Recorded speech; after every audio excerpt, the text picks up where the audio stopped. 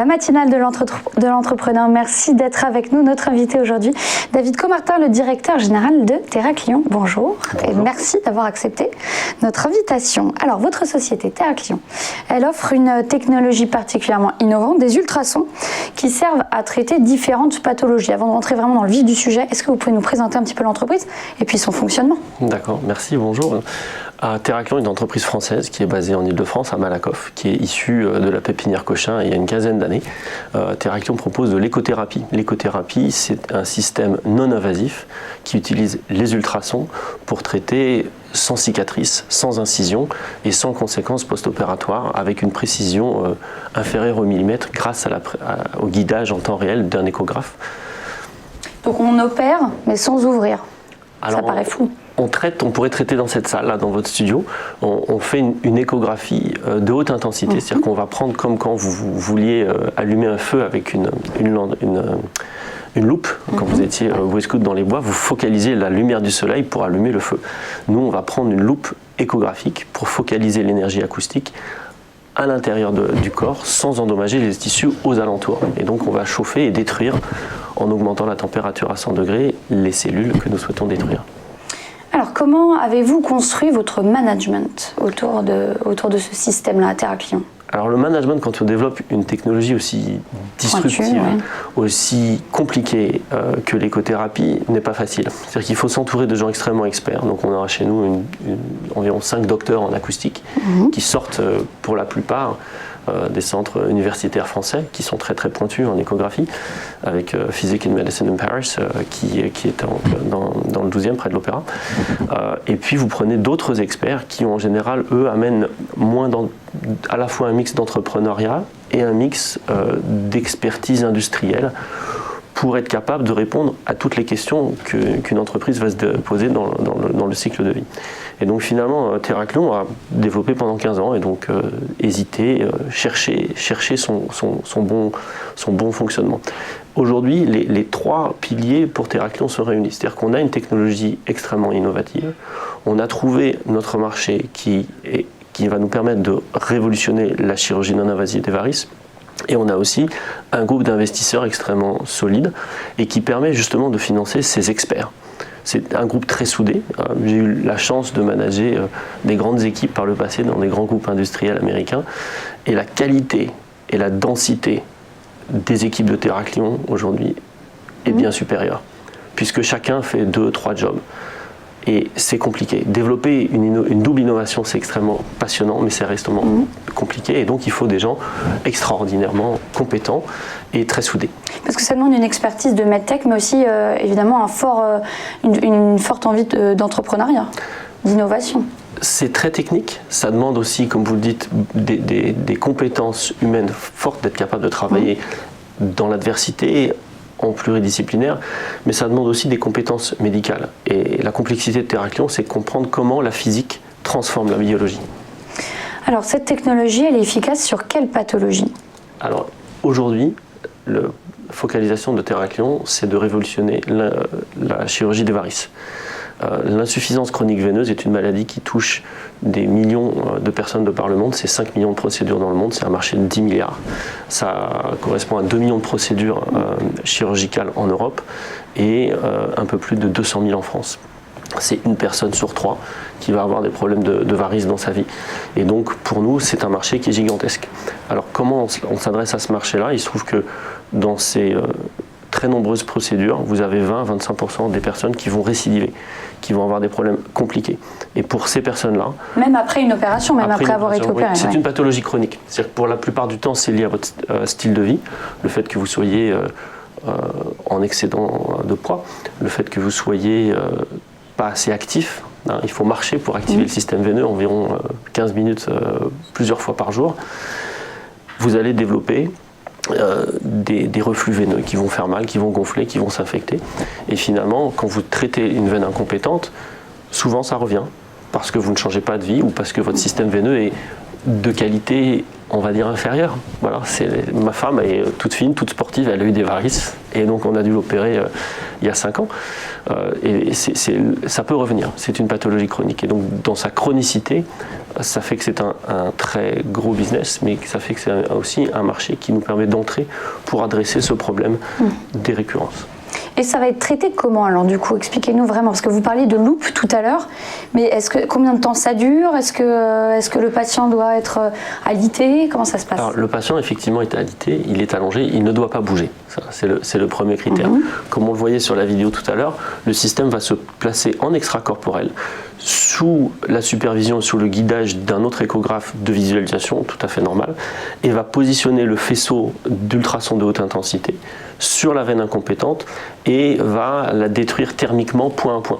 Et donc sur chaque absorption thermique qui va être faite, la veine va créer du collagène et créer une espèce de bouchon cicatriciel qui va empêcher le sang de passer et le sang va passer par ailleurs et vous allez avoir un système veineux tout neuf.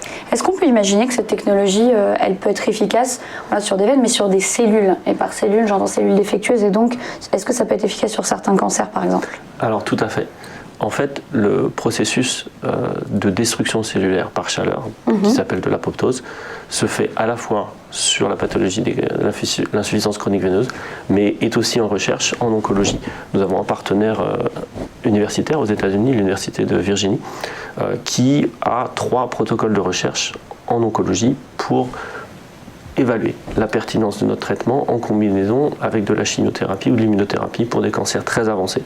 Donc là, on parle d'échecs thérapeutiques de rang 2, de rang 3, voire parfois pire, pour créer une réponse immunitaire. C'est-à-dire que lorsque vous allez détruire par la chaleur des cellules, la réaction du système immunitaire va faire que vous créez une espèce de commando ou un bataillon de lymphocytes qui vont aller attaquer et agresser les tumeurs cancéreuses. Il y a d'autres effets aussi qui peuvent être envisagés avec les ultrasons thérapeutiques. Et nous travaillons avec notre partenaire américain pour envisager la place de l'écothérapie. Est-ce que c'est pour les cas désespérés ou est-ce que c'est pour en néoadjuvant d'une chirurgie pour réduire la taille de la tumeur ou éventuellement même pour les cancers très peu invasifs dans le temps. Voilà. Donc c'est tout à fait possible et imaginable d'utiliser notre technologie dans ce domaine-là. Et ces recherches-là, c'est plutôt, vous parlez à moyen terme, à long terme, c'est sur plusieurs années? Est-ce que vous avez une estimation? C'est difficile de dire parce qu'aujourd'hui, nous sommes extrêmement engagés dans les varices et on parlait de difficultés dans l'entrepreneuriat. Et la première des difficultés, c'est de focaliser toute son attention là où vous pouvez réussir. Donc aujourd'hui, toute notre attention est dirigée sur les varices. Néanmoins, nous collaborons avec l'université européenne et américaine en particulier dans le domaine de l'oncologie. Et dès qu'on aura, je dirais, terminé avec l'un, on ira vers l'autre, ou dès que l'opportunité se présentera à nous pour pouvoir regarder la place de l'écothérapie en oncologie et notamment dans la problématique du traitement du cancer du sein. Alors un mot sur les chiffres de Théraklion. Vous êtes coté en bourse. Quel a été le déroulement de l'exercice 2020 ? Alors pour nous, l'année 2020 a été étrange, compliquée, je dirais comme tout le monde, mais nous nous sommes focalisés. Et nous sommes focalisés sur l'essentiel, c'est-à-dire de créer de la valeur technologique, de la valeur clinique. Et nous avons sorti le Sonoven S, qui est le système de 2e génération d'écothérapie dédié sur les varices. Et donc vous avez pu continuer dans l'innovation? On a pu continuer malgré, on a fait les 3 premiers cas avant le confinement. Le premier confinement. Qui nous donnait beaucoup de confiance et d'envie de continuer. Après, on a pu reprendre les essais. Alors, nos essais étaient à Melk sur le Danube en Autriche et on a pu terminer cet essai en juin et avoir le marquage CE de ce système-là en octobre. Aujourd'hui, on a 5 sites de par le monde qui permettent de traiter les varices avec ce nouveau système qui est 2 à 3 fois plus rapide et beaucoup plus performant sans avoir jamais eu de problème grave indésirable depuis que nous avons traité jusqu'à 500 patients sur les varices aujourd'hui. L'innovation est toujours au cœur de vos objectifs 2021? Absolument. J'imagine. Absolument. En 2021, donc fort de ces progrès technologiques, nous souhaitons procéder à de plus nombreux pilotes commerciaux, puisque chaque système européen est particulier dans son écosystème, de façon à déterminer la place médico-économique de l'écothérapie en Europe principalement, et puis aussi de commencer le long et le compliqué chemin réglementaire aux États-Unis. Voilà. Votre vision de l'entrepreneuriat et surtout de votre entreprise avant ça, concernant la France. Est-ce que vous vous sentez soutenu? Est-ce que vous vous sentez un petit peu à l'étroit avec nos méthodes françaises? La France est un pays magnifique, mais un pays compliqué. La France produit d'immenses talents, mais la France est le pays le plus compliqué pour développer une technologie médicale. Si on prend l'exemple du cancer du sein, la mammographie est une invention française, la mammographie numérique est une invention française. Et le dépistage dans le cancer du sein pour la mammographie a pris plus de 10 ans pour être remboursé en France. Aujourd'hui, et depuis malheureusement plusieurs décennies, la santé n'a pas été la priorité de l'innovation en France.